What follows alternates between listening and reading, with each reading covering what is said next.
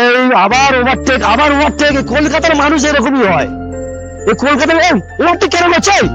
আরে ওভারটেক কেন যাচ্ছ? পাড়া ও মুখ দেখবে। ও ভাই, কলকাতার মানুষগুলো এরকমই হয়। কিভাবে ওভারটেক করো?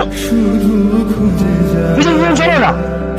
এই সরু রাস্তা, তার মধ্যে ওভারটেক করতে যাচ্ছে।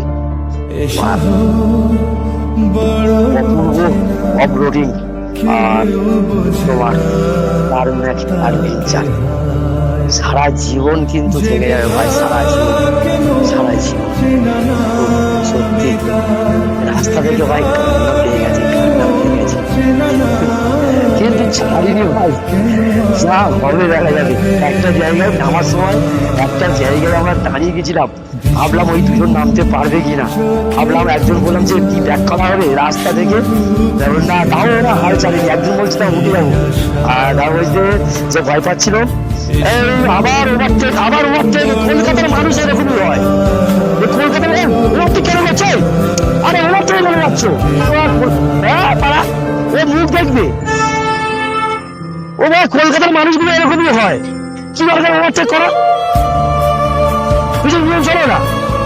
এই সরু রাস্তা, তার মধ্যে ওভারটেক করতে যাচ্ছে।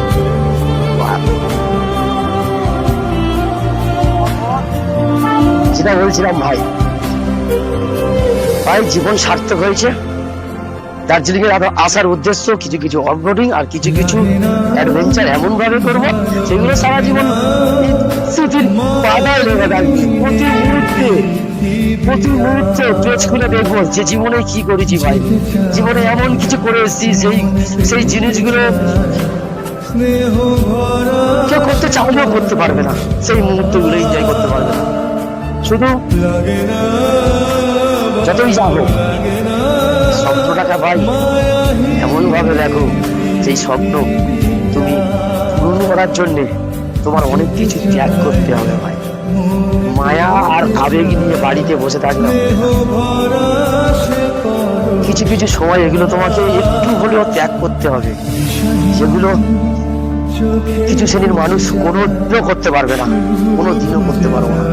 ঠিক আছে, আমরা ভবঘুরে এক পৃথিবীর মধ্যে দিয়ে নিজেরা এমন ভাবে মজা করছি, এনজয় করছি।